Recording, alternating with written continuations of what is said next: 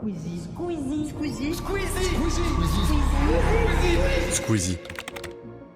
Comment aurait-on pu penser que ce gamin pourrait devenir le symbole d'une lutte à mort entre plusieurs empires médiatiques? Je sens un peu gêné là quand même. Première fois que je me montre vraiment. En visionnant Merci Internet, presque tout le monde y a vu une série de vlogs sympas sur un jeune youtubeur à succès. Mais la vérité, c'est que le plus important vous a sûrement échappé. Le documentaire Merci Internet, diffusé sur Amazon, est en fait une attaque franche envers la télévision. C'est une revanche qui ne dit pas son nom sur ce média qui s'est vu indétrônable et qui n'a pas vu le monstre YouTube grandir à ses dépens. Et les gens vous regardent jouer, et comme il y a de la pub, vous gagnez de l'argent. Ah, ça, je dois dire bravo. C'est aussi le symbole d'une lutte sans merci entre plusieurs concurrents qui regorgent d'inventivité et de ressources dans un seul et même but: capter votre attention. On est en 2017. Squeezie a alors la petite vingtaine et fait une apparition très remarquée dans Salut les Terriens face au taulier de la télévision Thierry Ardisson. Des sarcasmes aux critiques ouvertes, cette séquence symbolise surtout le clash des cultures entre la vieille garde de la télévision et les nouveaux héros du numérique. Alors c'est devenu un métier, donc en 2017, de regarder des jeux vidéo et de les commenter. Est-ce que manger des pizzas, c'est devenu un métier? Peut-être que ça va le devenir. Quand on y repense, au moment où Ardisson proclame son dégoût pour ce néo-média, Squeezie est déjà quelqu'un d'extrêmement influent auprès de la jeune génération. Et au-delà de son mépris, Ardisson démontre son incompréhension totale d'un processus bien plus profond que le seul parcours de Squeezie. C'est en tout cas comme ça que ça avait été perçu par la communauté de l'internet à l'époque. Ce clash n'est donc pas qu'un simple accroc, c'est le symbole criant d'un fossé grandissant entre deux mondes médiatiques qui se regardent face à face. Et cet épisode marquera le début d'une relation tumultueuse entre les créateurs du web et la télévision. Squeezie, qui à l'époque fait bonne figure sur le plateau, vivra alors un tournant personnel qui va marquer toute la suite de son histoire. Mais avant d'y revenir, quelques mots de contexte sur le parcours qui a fait de lui le symbole de cette lutte au sommet, qui dépasse pourtant tous les individus, même ceux qui ont 18 millions d'abonnés. Parce que oui, Squeezie, c'est aujourd'hui 19 millions d'abonnés. C'est un cumul de près de 11 milliards de vues, atteint entre autres grâce à plus de 1600 vidéos publiées sur les 10 dernières années. Et je ne parle ici que de sa chaîne principale. On comprend vite que Lucas Auchard est loin d'être un youtubeur ordinaire. Petit élément de comparaison, juste pour rire, TF1 c'est 325 000 abonnés sur leur chaîne YouTube pour 79 millions de vues. Tout ça pour dire que la télévision et le web s'affrontent depuis longtemps. Et c'est une guerre à très fort enjeu. La guerre pour la ressource la plus cruciale des sociétés de consommation modernes, le temps d'attention. La télévision, qui avait pendant près de 70 ans été le leader incontestable sur le marché de l'attention, s'est retrouvée challengée de plus en plus par des offres de médias concurrents, les créateurs de contenu. Sauf que, il y a 10 ans, pour être honnête, elle était challengée par des mecs dans leur chambre qui se filmaient avec leur iPhone et les moyens du bord. Alors qu'aujourd'hui, elle est concurrencée par ça. Mesdames et messieurs, du bruit pour l'équipe de France!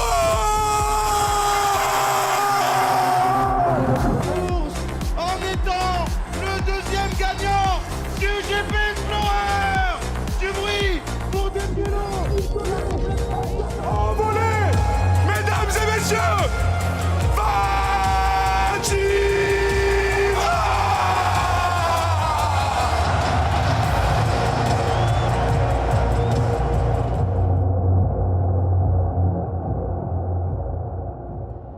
Et depuis plus de 10 ans donc, Squeezie repousse en permanence les limites de la création sur Internet. Il est devenu au passage le porte-étendard d'une génération qui a choisi YouTube comme terrain de jeu et surtout comme terrain d'expression. De ses premières vidéos dans sa chambre, à ses succès retentissants comme le GP Explorer ou le Où est-ce qu'il est, on comprend que chaque étape de son parcours témoigne d'une évolution absolument spectaculaire. Mais comme si c'était pas assez, Squeezie, au-delà de tous ses succès massifs, c'est avant tout une connexion unique avec son public. Et son parcours hors norme témoigne de la puissance du lien communautaire virtuel. Celui qui a fait passer à l'époque ses abonnés numériques en plusieurs dizaines de milliers de personnes présentes physiquement dans un théâtre pour le regarder jouer aux jeux vidéo avec ses potes. Vous allez bien? Celui qui a érigé son visage comme l'un des plus connus de France, capable de mobiliser des marées humaines, mais aussi parfois malheureusement d'en faire souffrir son porteur, incapable de vivre une vie normale de jeune adulte tellement il est sollicité par ses fans. Qu'est-ce que je deviens? Qu'est-ce que je suis là? Je suis un homme sandwich de malade en fait, je maîtrise plus rien, et en plus je suis proche de mon public donc ils le sentent tout de suite aussi. Y a pas de, tu peux pas cacher. C'est genre, t'es mal, ça se voit direct, merci, au revoir. Parce que le média Internet a, en plus de sa capacité à créer des stars, a celle d'en créer des authentiques. La culture du sans filtre, le rapport direct à la communauté, la liberté de ton quasi totale, créer des icônes, oui, mais des icônes dont ce qui plaît en premier chef est leur personnalité. Et c'est un élément qu'on peut difficilement attribuer à la télévision, qui est plutôt une machine à créer des profils médiatiques très chartés et très fonctionnels. Où en Squeezie transpire l'humanité. C'est un jeune homme respectueux, talentueux, mais surtout accessible. Quelqu'un qui est profondément humain, qui connaît succès, mais aussi échec, et qui en souffre parfois. Mais quand on a dit tout ça, on n'a toujours pas répondu à la question qui nous incombe. Pourquoi un tel mépris sur l'antenne de Canal+ en 2017 ? Thierry Ardisson n'avait qu'à lui tendre la main pour créer un partenariat qui aurait fait des étincelles. Mais à l'époque, c'était peut-être la jalousie, ou la peur, sans doute. Et l'histoire prouvera qu'elle était justifiée. Alors votre livre s'appelle « Tourne la page ». Vous aviez peur que vos fans soient incapables de savoir comment ça fonctionne ? Car nous sommes maintenant 7 ans plus tard, février 2024. Et Merci Internet retourne la France. Tout le monde en parle. On voit des affiches du documentaire partout dans les grandes villes de France. Les reprises médiatiques et les réacts d'influenceurs et de viewers pullulent sur la toile. Bref, le pari Merci Internet est gagné. Caracolant au sommet des audiences pendant plusieurs semaines consécutives, ce n'est pas juste un succès de plus pour Squeezie. C'est une pierre angulaire dans la légitimation de YouTube comme un média de premier plan. Mais c'est aussi une victoire retentissante pour le vrai gagnant de cette initiative, Amazon. Je ne sais pas si vous vous rappelez, mais au début, je vous disais qu'une lutte à mort se produit entre 3 systèmes médiatiques qui cherchent à s'entretuer pour vous captiver. Vous les avez maintenant devant vous. Les créateurs de contenu, la télévision et ce nouveau joueur qui s'est invité dans la bataille, les plateformes de streaming. Et petite parenthèse rigolote en plus, Amazon s'est lancé en streaming en France précisément 8 mois avant le passage de Squeezie chez Ardisson. Tout un symbole. D'apparence, difficile de se dire que YouTube et Amazon s'affrontent dans un combat à mort. Surtout quand on voit une collaboration entre ces deux acteurs de l'ampleur de Merci Internet. Et pourtant, c'est un fait. Car oui, au cas où vous ne l'auriez pas compris, ni Amazon, ni la télévision, ni YouTube, ni même Squeezie ne sont des œuvres de charité. Ce sont des producteurs et des diffuseurs de contenu. Leur modèle économique, leur existence même, est liée à un seul et même marché, votre cerveau. Je vais pas vous faire en détail le descriptif des modèles économiques de ces différents acteurs. Qu'il s'agisse de vous vendre des pages de publicité, de vous faire payer un abonnement mensuel, de faire un placement de produit pour NordVPN, ou tout ça en même temps, à la fin, le producteur de contenu et le média ont pour raison d'être vous attraper, vous captiver et monnayer votre attention. Mais qu'est-ce que c'est que ce bordel ? Ce sac à dos, c'est exactement celui qu'il me faut pour mes vacances à Cancun. Et attendez, il y a encore plus bizarre un peu plus loin dans l'épisode. Cette paire de lunettes, elle serait parfaite pour me la péter sur la plage. Amazon Binge Shopping par Amazon Prime Video. C'est la manche #ad et oui, AirUp nous fait l'honneur d'être le sponsor de cette vidéo. Je trouve ça stylé. J'ai été accro au soda. L'eau pétillante m'a sauvé. Image. De moi qui bois de l'eau pétillante. Et comme tout marché, ces acteurs sont en concurrence les uns avec les autres. Vous n'avez qu'un seul cerveau et 24 heures potentielles de temps d'attention disponibles par jour à leur donner. Et pour faire encore plus simple, quand vous regardez Squeezie, vous ne regardez pas la télévision. Et quand vous regardez Merci Internet, vous n'êtes pas en train de regarder Ardisson. Pourtant, parfois, ces acteurs savent collaborer lorsque c'est nécessaire. Enfin, surtout lorsque c'est bénéfique pour chacune des parties. On avait par exemple déjà des premiers signaux forts lorsqu'Amazon misait sur Just Riyadh pour marketer son nouveau format phare LOL qui ressort. Ou encore lorsque Netflix avait payé TF1 pour promouvoir son premier épisode de sa série Marseille, pour ensuite driver l'audience de TF1 vers sa plateforme. On sent bien que ces univers qui étaient avant face à face se retrouvent à collaborer lorsque c'est cohérent. D'ailleurs, vous remarquerez que toutes les bandes annonces des gros blockbusters, des grandes émissions de TF1, de France 2 ou Netflix sont au final à disposition sur YouTube. Car après tout, ces dynamiques de partenariat entre concurrents s'observent aussi entre créateurs de contenu.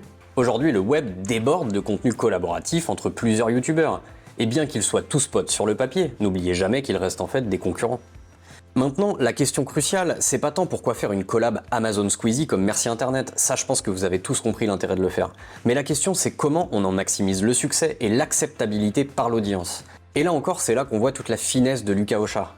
Il en témoigne lui-même. Il est hors de question de produire un documentaire sur sa vie sans en confier les manettes à ses équipes de réalisation préférées qui connaissent exactement le style qu'attendent l'audience YouTube. C'est ça que je trouve intéressant, c'est rendre hommage un peu à notre génération que évidemment j'aime de tout mon cœur et aussi créer un contenu qui permet aux autres générations de comprendre la nôtre. Il aurait exactement la même gueule, le doc, s'il sortait sur YouTube, ce serait tout pareil. Ouais, ça. Ce serait tout pareil. Juste, on n'aurait pas eu l'argent pour pouvoir le faire. Avec notamment au cœur de tout ça, son réalisateur phare, Théodore Bonnet. Vous avez vu mon utilité sur un tournage de fiction? C'est 0. Je pense qu'en métrage, je l'aurais jamais fait s'il n'y avait pas Théo. Comme tout bon réal, c'est un homme de l'ombre. Il est celui dont tout le monde voit le travail, mais dont peu connaissent le nom. Moi qui ai toujours été dans l'ombre de fou depuis que je fais du YouTube, tu vois, j'ai quasiment jamais montré ma gueule à part dans des making-of ou dans des petits trucs vraiment. On découvre dans ce documentaire un jeune réalisateur brillant qui est très ancré dans la culture web, la débrouille à tous les étages. Vas-y Lucas, mets ta main. Action. Parce que l'offre de contenu sur YouTube, elle est extrêmement vaste. On a vu s'y développer des centaines de milliers de contenus, plus ou moins écrits, plus ou moins bien réalisés, et c'est indéniable que c'est une plateforme d'expression phénoménale. Mais on a toujours l'impression, et c'est bien normal, que ce qui a drivé la culture YouTube, c'est ce simple fait, se débrouiller avec peu de ressources. Les hits de l'été 1, c'est vraiment moi qui appelle les gars là. Même les cadreurs, ils savaient pas ce qu'ils faisaient. Même les cadreurs, ils sont là, on doit filmer ou je fais ouais filmer. C'est un miracle de l'été 1. C'est un pur miracle. C'est un média de pirates, un océan de richesse dans lequel naviguent des millions d'indépendants qui ont toujours plus ou moins construit leur navire à la force de leur travail. Et qui dit peu de ressources dit forcément la création d'une culture du système D. Mais évidemment, je pense que vous l'avez remarqué, il y a quelques capitaines qui ont émergé de cet océan. Et ces capitaines ont de plus en plus de ressources financières. Et ils se sont retrouvés fatalement à adopter des codes de production que vous avez peut-être remarqués. Aujourd'hui, vous voyez de plus en plus de formats qui s'installent sur YouTube. Des formats qui sont déclinables et reproduisibles avec le même décor, le même concept et le même mode de réalisation. Et tout ça, c'est finalement une stratégie qui provient de la télévision. Les YouTubeurs se sont inspirés au fur et à mesure des codes de fabrication de la télé pour eux aussi maximiser leurs profits. J'ai envie de travailler dans l'univers de la beauté, mais sur des cadavres en décomposition. Je trouve que c'est pas ouf. Frérot, je suis à l'ouverture, moi, du stade. Voilà. Alors pourquoi je vous dis que les plus gros youtubeurs sont en train de s'inspirer des modèles de production de la télévision? Eh bien c'est très simple, en télévision il y a beaucoup d'annonceurs, des subventions d'État et des investisseurs, en bref énormément d'argent. La télévision fait face à d'autres types de contraintes que les youtubeurs. Les chaînes ont des grilles à remplir de 24 heures par jour sans interruption. Elles ont donc un besoin de surproduire depuis toujours et donc de trouver un moyen de faire des économies d'échelle, à savoir produire plus sans que ça coûte plus. Elle a donc décidé de miser sur un outil extrêmement puissant qu'on appelle les émissions de flux. Je vous la fais très courte, mais tombent dans cette catégorie les informations, les compétitions sportives, la météo ou encore les émissions de plateau, les talk-shows, les débats ou les jeux télé. Manu Lévy, moi, c'est quoi ce papier peint? Pour remplir leur grille donc et maximiser leurs profits, les chaînes de télé ont depuis toujours décidé d'investir dans une seule et même interface technique permettant de produire en masse, tous les jours, des émissions faciles à produire. C'est donc tout à fait naturel que des youtubeurs qui montent en puissance et qui ont de plus en plus d'argent à investir se mettent à adopter les codes qui fonctionnent depuis toujours chez leurs concurrents premiers. Mais la différence fondamentale entre YouTube et la télévision reste le fait que sur YouTube, l'espace de liberté créatif est beaucoup plus important. Et malgré le fait que ces youtubeurs aient de plus en plus d'argent à investir dans leur format, ils ont toujours gardé leur culture du système D. On a essayé de nous imposer des espèces de process de doc compliqués avec des post-prod, des trucs, et vraiment on se sentait mal, ça marchait pas, techniquement en plus, on n'avançait pas, et à un moment on s'est dit, bon allez les gars, on va juste reprendre en main notre truc, on va faire comme on a toujours fait, comme ça a toujours marché, et ça a été dur, parce que là c'était pas une vidéo YouTube d'une heure, c'était un doc de 3h30, tu vois, mais au final on a deliver quoi. Et dans les temps en plus. Et c'est pour ça que sur des formats qui ont aujourd'hui autant d'argent, ou presque, que sur des formats télévisés, vous allez continuer à trouver ce qui fait la patte de réalisation YouTube. Des zooms numériques et beaucoup de sound design. Mais bien sûr. En Corse. Mais bien sûr. Bah, tu sais, on arrête le truc tout de suite, ça y est, c'est cramé. Des effets de motion design extrêmement marqués, ce que Squeezie et Théodore appellent eux-mêmes des mèmes.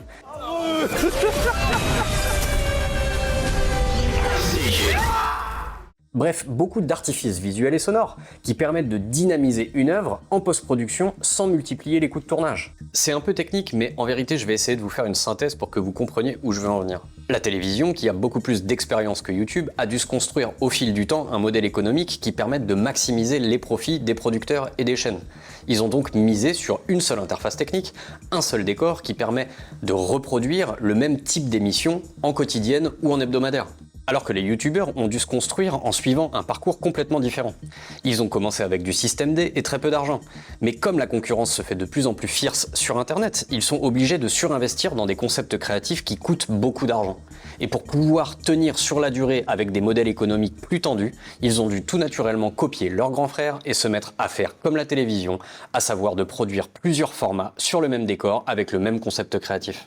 Et si jamais ce sujet des modèles économiques et des modèles de production vous intéresse tout particulièrement, eh bien dites-le moi en commentaire et je vous ferai une vidéo spécialement dédiée à ça. Bref, revenons à nos moutons, enfin à Théodore Bonnet. Il a déclaré lui-même que réaliser ce documentaire était un gros challenge pour lui. Le docu étant un format qu'il n'a pas l'habitude de réaliser.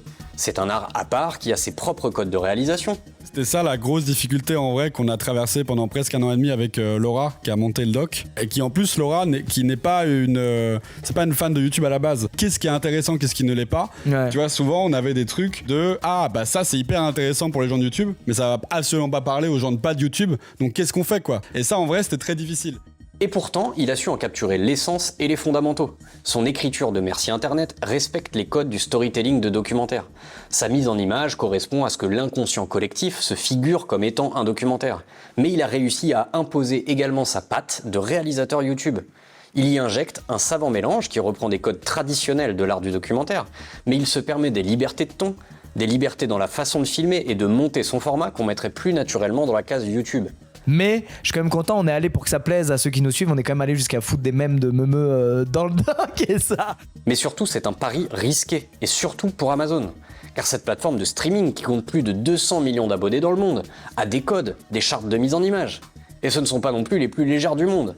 Et son audience, surtout, n'est pas exclusivement composée de jeunes qui aiment le style de réalisation YouTube. C'est vrai que Prime, ils ont compris, ils se sont dit, en fait, eux, ils sont chelous de fou.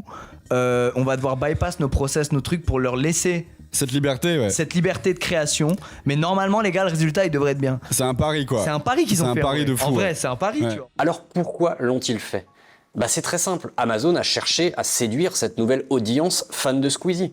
Parce que la plateforme a bien compris le pouvoir d'influence du jeune créateur. Ils se sont donc naturellement dit que produire ce documentaire dans des codes YouTube allait permettre de driver de l'audience du créateur vers leur plateforme. Il était donc important pour eux de trouver un équilibre entre les normes de qualité de leur plateforme et le style de réalisation qui est si cher à l'audience cible du documentaire. Et en vérité, quand on voit la filmographie du réalisateur Théodore, le pari était pas si risqué que ça. On comprend rapidement que c'est quelqu'un qui est multicasquette et qui a su se réinventer au fil de son histoire pour adapter ses codes de réalisation en fonction des diffuseurs, mais aussi en fonction des moyens qu'on lui donne pour réaliser ses formats. Du studio Bagel aux bandes-annonces des Césars, Théodore est multicasquette et l'histoire a prouvé qu'il était in fine l'homme de la situation. Aujourd'hui, vous êtes plus de 18 millions à le suivre sur YouTube. Et moi, ça fait 10 ans que je réalise ces vidéos.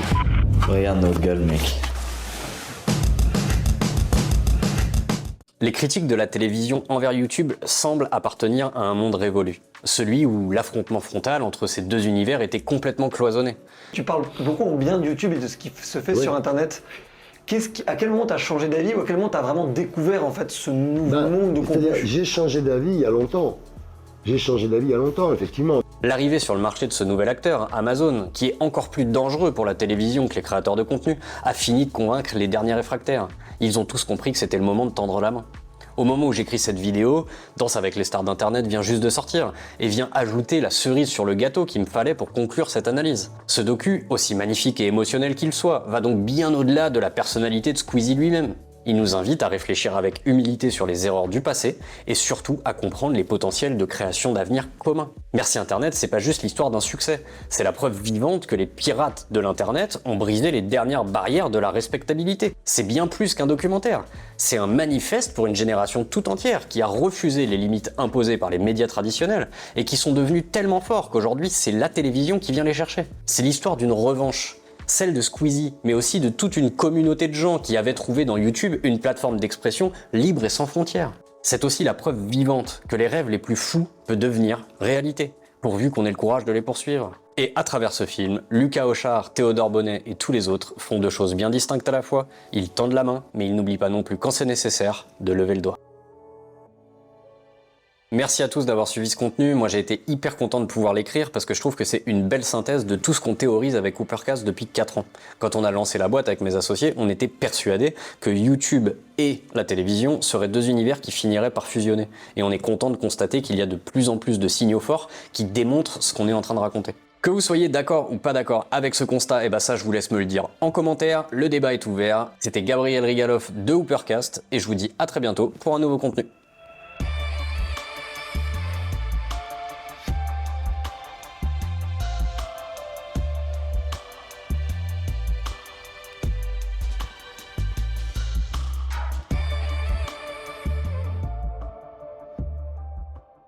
Tu es cringe.